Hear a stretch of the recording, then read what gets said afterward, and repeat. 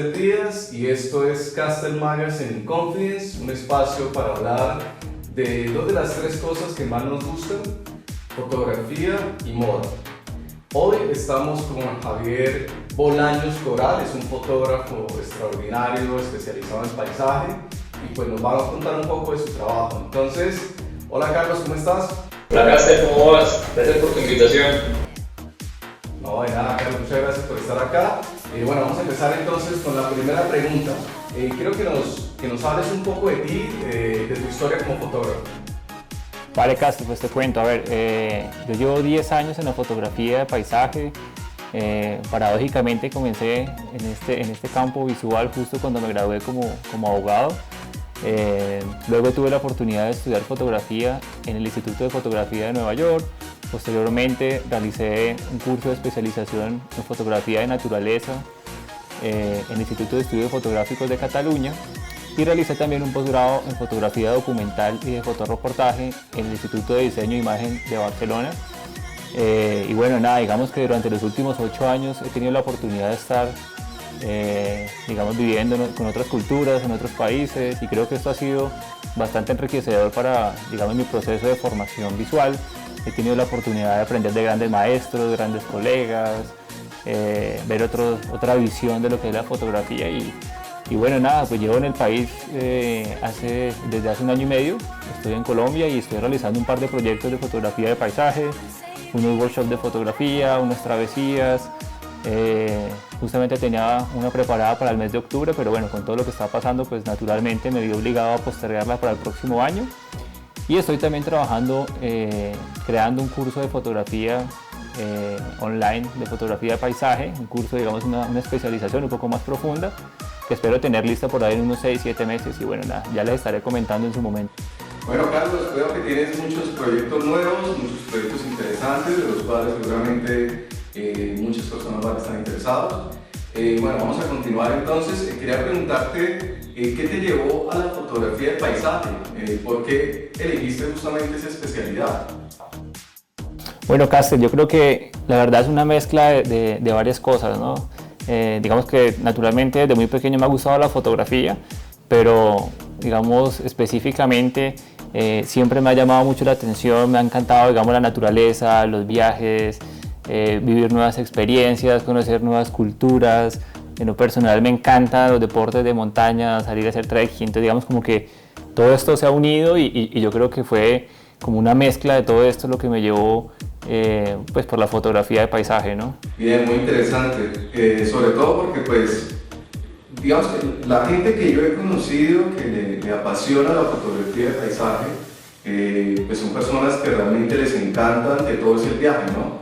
El descubrir nuevos parajes, nuevos lugares. Justamente hay un fotógrafo que también se dedica al paisaje, pero también hace como fotografía documental,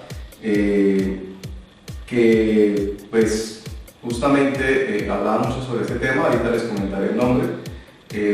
Seguramente ya algunos estarán pensando en miles de fotógrafos. Este es un fotógrafo colombiano y bueno, él básicamente hablaba de eso, ¿no? De que le encantaba la fotografía de paisaje, básicamente porque le gustara viajar, le gustara conocer el mundo y en esa medida descubrió que la fotografía se volvía una manera, de cierta manera, de mantener ese hobby o ese estilo de vida que era justamente viajar y en ese ir a varios países la cámara siempre estuvo con él y se volvió pues justamente como su mejor amigo y su mejor acompañante para este tipo de travesías, ¿no? No, de acuerdo. Yo creo que importante, Castel, aquí yo creo que hay que aclarar algo, que en lo personal creo que también hay que diferenciarlo, y es, la gente piensa en la fotografía de paisaje, inmediatamente piensa en coger la maleta e irse al otro lado del mundo a tomar fotos de paisajes, ¿no?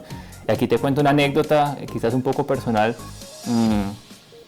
Cuando tuve la oportunidad de estudiar en España, Tino Soriano, un fotógrafo español, me contaba y me decía eso. Yo le decía a él como que, oiga, justamente en ese momento yo quería ir a la India a tomar un par de fotografías y me decía a mí, hombre, tú no tienes que ir al otro lado del mundo a buscar las fotografías, ¿no? Las fotografías están al lado de tu casa, el paisaje está al lado de tu casa, simplemente tienes que salir de tu casa, ¿no? Y fue, como una experiencia que me contó que a él le sucedió igual cuando era joven, Él estuvo en la India hablando un momento con Dayanita Singh, que es una fotógrafa, digamos, de la India, que ha hecho la gran mayoría o la mayor parte de su trabajo, digamos, lo ha desarrollado en casa, ¿no? Entonces ella le decía lo mismo, ella le decía, oiga, yo quiero ir a fotografiar las procesiones de Sevilla, ¿no? Entonces como que uno quiere ir al otro lado del mundo, pero el otro lado del mundo quiere ir a tu casa, ¿sí? Entonces como que en realidad no hay que ir al otro lado del mundo para tomar fotos de paisajes, ¿no? Es algo como que la gente siempre suele creer y digamos en realidad es simplemente salir de tu casa, ¿no? Ir a explorar los terrenos, es un poco... Bueno, eso que estás comentando es muy interesante y en parte pues es lo que nos comentaba el fotógrafo Santiago Jarque, que era el fotógrafo que les estaba comentando, y obviamente ya más de uno lo había tenido en la cabeza. Yo lo conocí en la especialización que hice en la Universidad Nacional sobre fotografía y fue una experiencia bien interesante, su manera de afrontar la fotografía de paisaje y la fotografía documental. Y bueno, es como una de las cosas que él comentaba, ¿no? Que justamente lo que tú dices, no hay que irse al otro lado del mundo para hacer fotografía de paisaje. Pero digamos que una cosa que me comentó que me pareció muy interesante es que justamente él llegó a la fotografía de paisaje porque quería, pues, o sea, tenía la posibilidad en cierta manera de trabajar con Avianca, ¿sí? Y viajar y demás, y de hecho estuvo pensando en ser piloto. O sea, digamos que su idea de viajar siempre fue constante y para él fue a través de esa idea lo que le llevó a la fotografía de paisaje.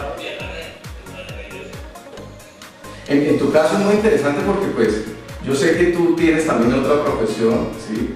Sé que pues así detrás de esa mirada artística que tienes hay también un abogado, entonces por eso también quiero saber un poco sobre cómo fue esa transición, ¿no? Entre abogado a fotógrafo de paisaje, pues siempre hay una distancia, entonces sería chévere que nos contaras un poco cómo fue eso. A ver, te cuento un poco. Mira, a mí siempre me ha gustado la fotografía desde que era muy chico. Eso fue un tema, digamos, que heredé de mi mamá y de mi abuela en su momento. Digamos, pero siempre he creído también, Castel, que uno no tiene que escoger como tradicionalmente te impone la sociedad de tú tienes que estudiar y ser algo en tu vida, ¿no? O sea, una cosa, escoge algo. Yo creo que uno perfectamente puede aprender a balancear y a sopesar los intereses, ¿no? Los gustos, las pasiones. Entonces simplemente es aprender a hacer eso y no tienes por qué dejar de lado si te gustan 2, 3, 4 actividades y tienes el tiempo y te sabes programar perfectamente, las puedes desarrollar, ¿no? Sé que suena bastante quizás como contradictorio, polos opuestos, un abogado y un fotógrafo de paisajes, pero no, yo la verdad es que no, pues lo sé llevar muy bien. Digamos que le dedico tiempo a ambas pasiones y naturalmente digamos que una es más gratificante que la otra, indudablemente, ya se imaginarán cuál, pero bueno, nada, es cuestión de acomodar tu horario y ya está. No, o sea, lo más interesante de todo es que seas exitoso en ambas cosas, ¿no? O sea, eso habla muy bien de ti y también en ese sentido es como algo que suceda mucho en la actualidad, ¿no? Que una persona puede ser cada vez más multifacética si se quiere.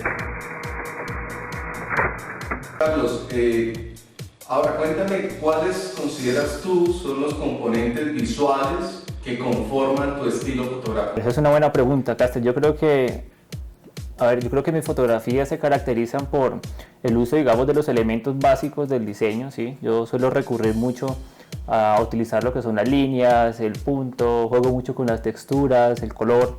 Creo, digamos, que en cuanto a las líneas, independientemente de la forma que sean verticales, horizontales, diagonales, curvas, estas le aportan elementos muy importantes a la fotografía que lo que van a hacer es darle más fuerza a la imagen.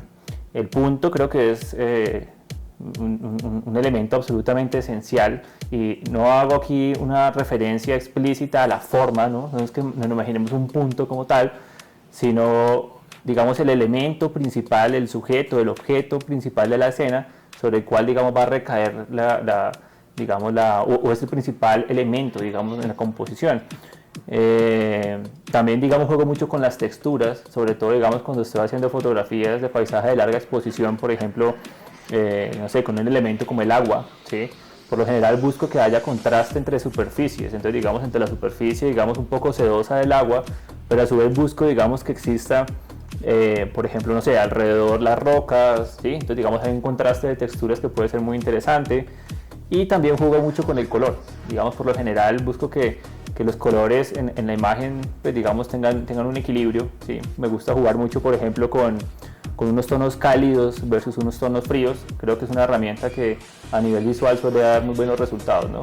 Pero digamos que en lo general yo diría eso, digamos como el estilo se centra digamos como en los elementos digamos básicos del diseño, creo que aportan mucho a la imagen. Genial. Sí, digamos que es muy interesante cómo cuando tú te refieres a la fotografía de paisaje, de alguna u otra manera estás haciendo alusión a la geometría de la forma, ¿no? Cosa que generalmente pues no se tiene tan en cuenta en temas de composición, ¿no? Y es justamente analizar cada elemento, no solamente por el peso visual que tengas, sino también por las formas geométricas que puedan evocar. Listo, entonces nada, Castel, si me permites te muestro brevemente en un par de imágenes cómo aplico digamos estos elementos básicos del diseño, que es bastante sencillo. Entonces digamos por ejemplo en esta imagen pues vemos que claramente digamos hay el juego de líneas, ¿sí? Que nos conducen la mirada, le dan un poco de dinamismo a la imagen. Esto es justamente lo que yo hacía referencia al uso de puntos, no necesariamente evoca esto a la geometría o a la forma de un punto, sino justamente donde vamos a centrar la atención, cuál es el elemento principal de la escena. En este caso pues son las personas que están sobre el puente. Aquí igualmente vemos en esta imagen el juego de líneas, en este caso formado por el arco iris. Esta imagen es bastante clara en varios aspectos, digamos en primer lugar el juego, digamos el contraste de texturas, ¿sí? Entre digamos la superficie un poco sedosa del agua y digamos la superficie de las rocas, naturalmente crea un contraste que para mí es interesante. También a nivel de color, unos tonos cálidos versus unos tonos un poco más fríos, ¿sí? Igual en esta fotografía podemos ver la utilización del punto como un elemento básico del diseño.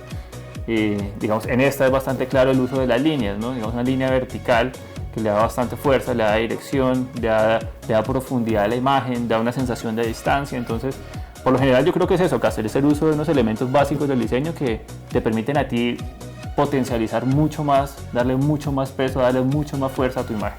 Es simplemente eso, yo creo.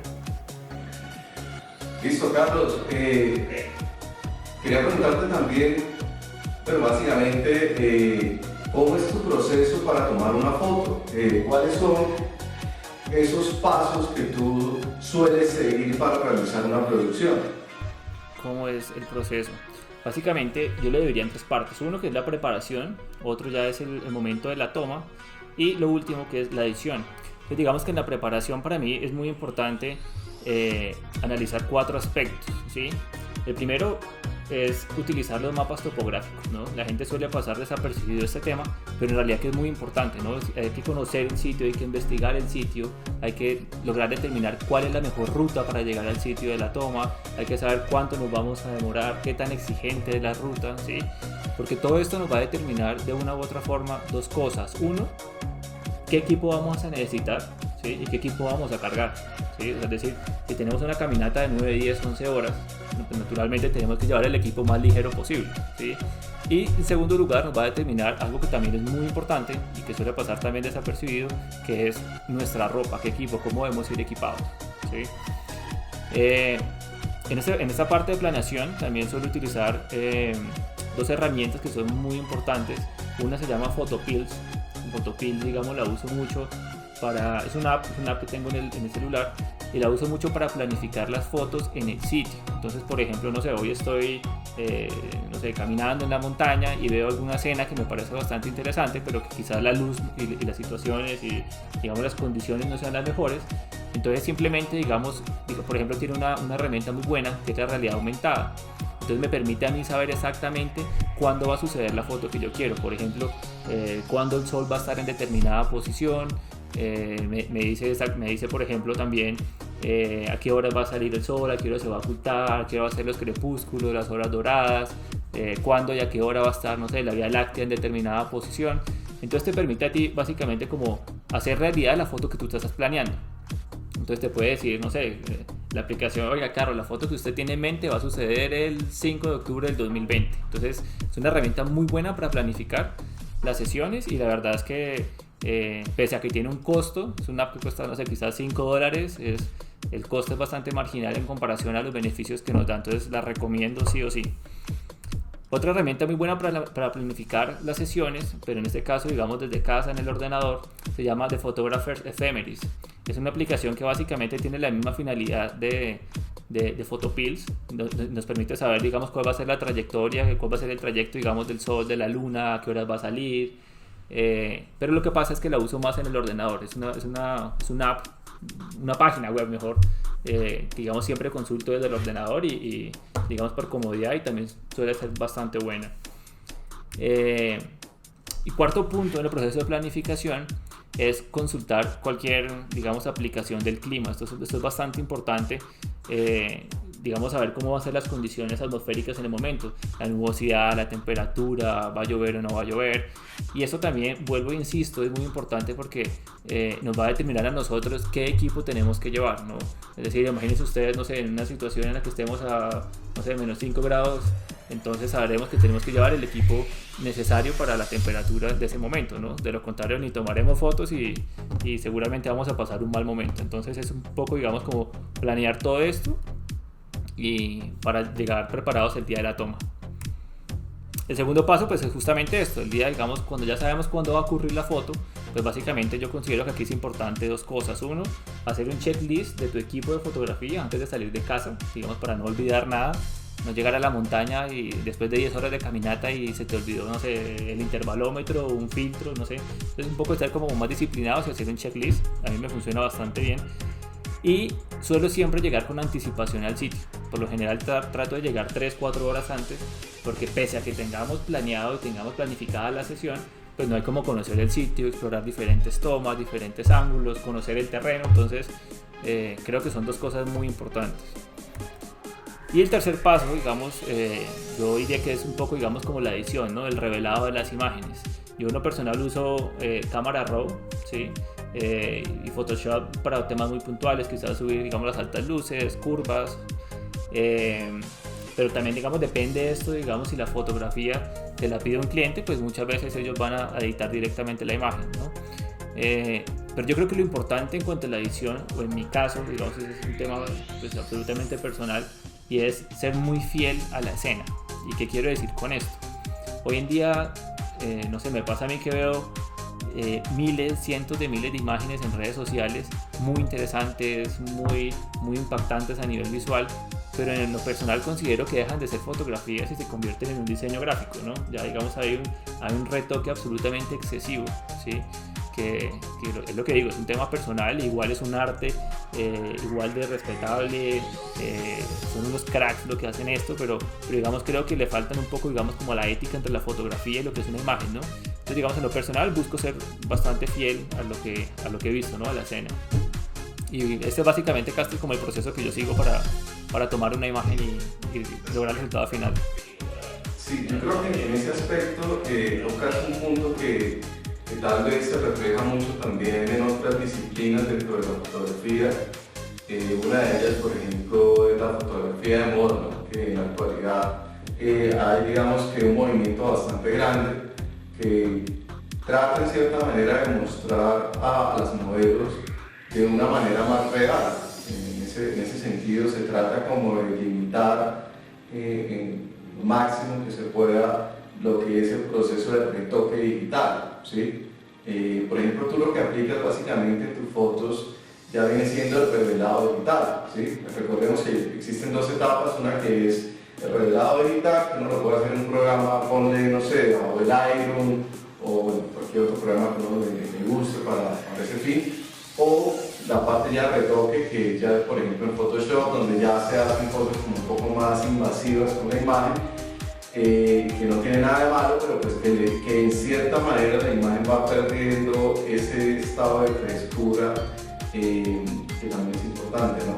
Entonces yo creo que eso ya es como un movimiento de cierta manera que ha ido creciendo bastante y que yo creo que es algo bastante positivo, porque digamos que por ejemplo en los 80 la fotografía era muy postproducida, Recordemos que en esa época el HD estaba como en auge y todos los procesos de retoque también, y fotógrafos como por ejemplo David LaChapelle, donde sus fotos eran bastante pues, plásticas, hacían bastante uso de ello, ¿no?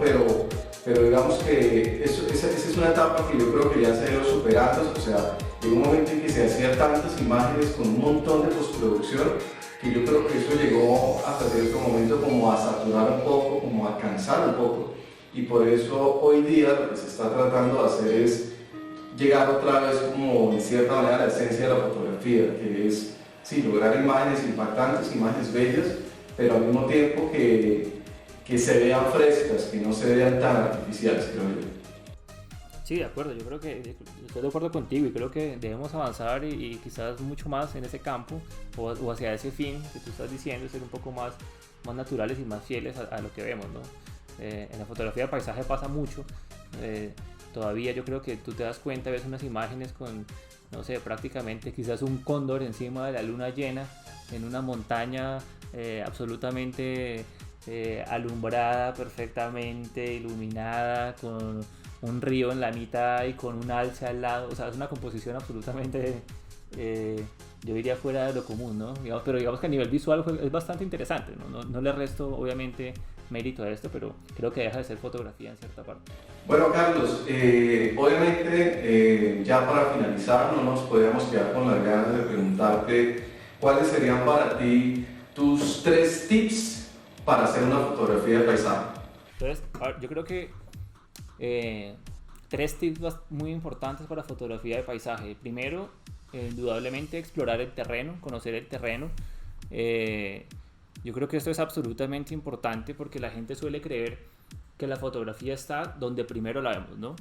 Eso me suele pasar bastante en los cursos de fotografía, en los workshops, en las travesías, y es que la gente sale corriendo del carro, ¿sí? Y ve un paisaje y lo primero que hace es tomar la fotografía, ¿no? Entonces, digamos, no dudo y quizá, digamos, la fotografía puede ser bastante interesante, pero también creo que puede ser mucho mejor si nos tomamos el tiempo de conocer el terreno, de explorarlo. Yo siempre he dicho algo y es que el trípode tiene patas y nosotros tenemos piernas. Entonces, digamos, la fotografía no siempre está al nivel máximo de altura del trípode ni a nivel de nuestros ojos, sino es un poco conocer el terreno, explorarlo y buscar nuevos encuadres. Creería que es el consejo número 1. El consejo número 2 es buscar siempre que nuestras fotografías tengan un elemento principal en el primer plano. Esto va a ser muy importante, creo que le va a dar mucha fuerza a la imagen. Esto nos va a permitir a nosotros, de cierta manera, como meternos en la fotografía, adentrarnos en ella y sentirnos como parte de ella, ¿no? Esto obviamente también le va a dar mucha profundidad, va a dar una sensación de distancia entre los elementos. Yo creo que es uno de los puntos más importantes quizás para diferenciar entre una buena imagen y una imagen muy potente. Y yo diría que el tercer tip, el tercer consejo es quizás utilizar, en mi caso, digamos, la técnica de la distancia hiperfocal para lograr un enfoque correcto.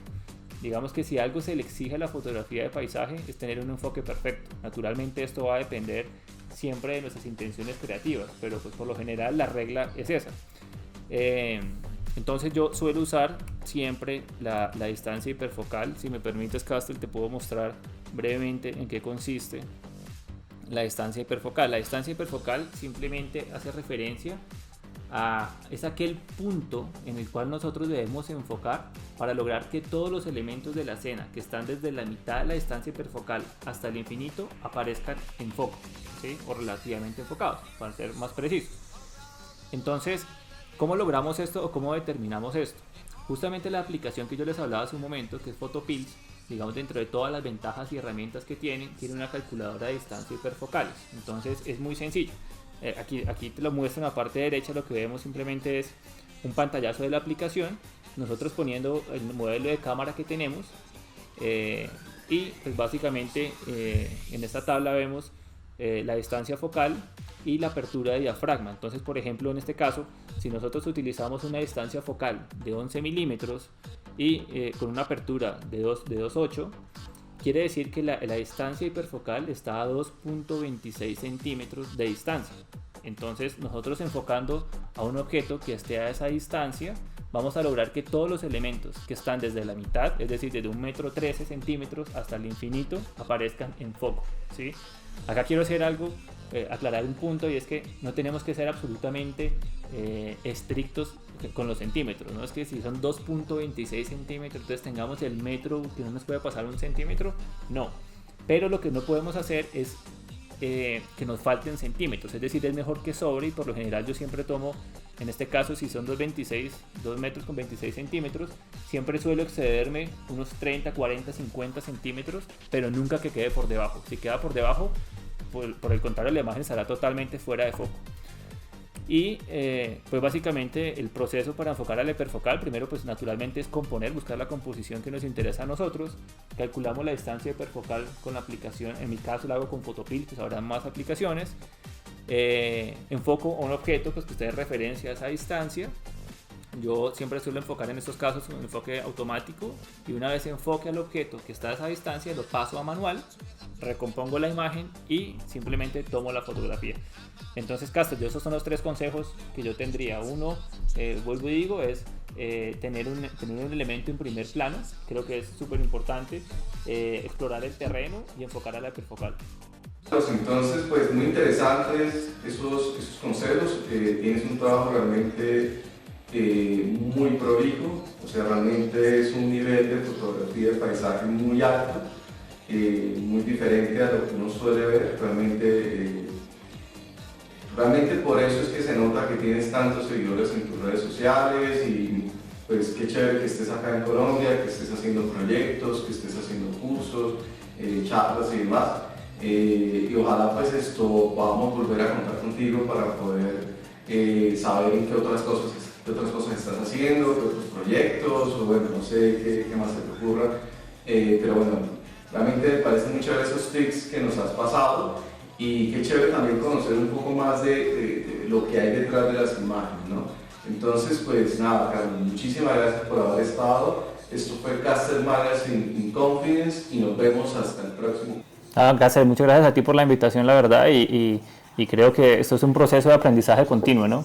Entonces, pues nada, gracias por la invitación, y ya les estaré contando un poco cómo va avanzando mi proyecto del curso que estoy creando de especialización en fotografía de paisajes para invitarlo a todos ustedes. Pero bueno, un abrazo y muchas gracias.